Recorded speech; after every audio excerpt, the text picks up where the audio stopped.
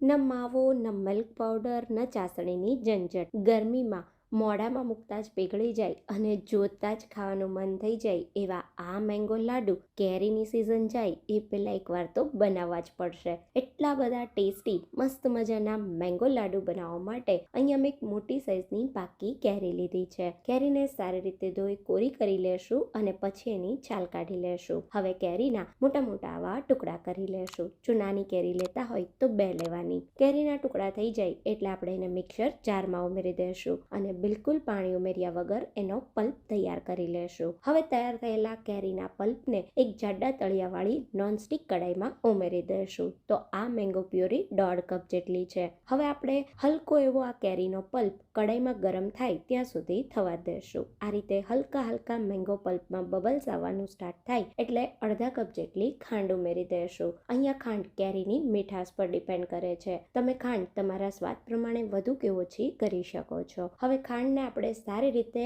Mix કરી અને ખાંડ પીગળે ત્યાં સુધી થવા દઈશું. તો 1 થી 2 જ મિનિટમાં આ રીતે સરસ ખાંડ પીગળી જાય એટલે આમાં 1/4 કપ જેટલી દૂધની મલાઈ ઉમેરીશું. જો તમારી પાસે દૂધની મલાઈ ન હોય તો તમે અહીંયા 1/4 કપ જેટલો મિલ્ક પાવડર પણ લઈ શકો છો અને બંનેને સ્કીપ પણ કરી શકો છો. દૂધની મલાઈ સારી રીતે મિક્સ થાય એટલે હવે ટોપરાનું ખમણ ઉમેરીશું. 2 કપ જેટલું ટોપરાનું ખમણ લીધું છે. તો આ રીતે થોડું ખમણ ઉમેરી મિક્સ કરી દઈએ અને પછી બાકીનું જરૂરિયાત પ્રમાણે ટોપરાનું ખમણ ઉમેરી દઈએ અને સારી રીતે મિક્સ કરી દઈશું. હવે આમાં 1 ટીસ્પૂન જેટલો એલચી પાવડર અને 1 ચમચી જેટલું ઘી ઉમેરી સારી રીતે મિક્સ કરીએ. મિશ્રણ આવું સરસ ભેગું થવા માંડે એટલે ગેસ બંધ કરી અને એને કમ્પ્લીટ ઠંડુ થવા દઈશું. તો લગભગ 10 મિનિટમાં મિશ્રણ ઠંડુ થાય એટલા રીતે મેજરમેન્ટ માટે તમે કોઈ ચમચી લઈ લો અને આ ચમચીના માપથી દરેક લાડુને તૈયાર કરો. તો આ રીતે થોડું મિશ્રણ હાથમાં લઈ સારી રીતે ગોળ સરસ લાડુ વાળી લેશું અને પછી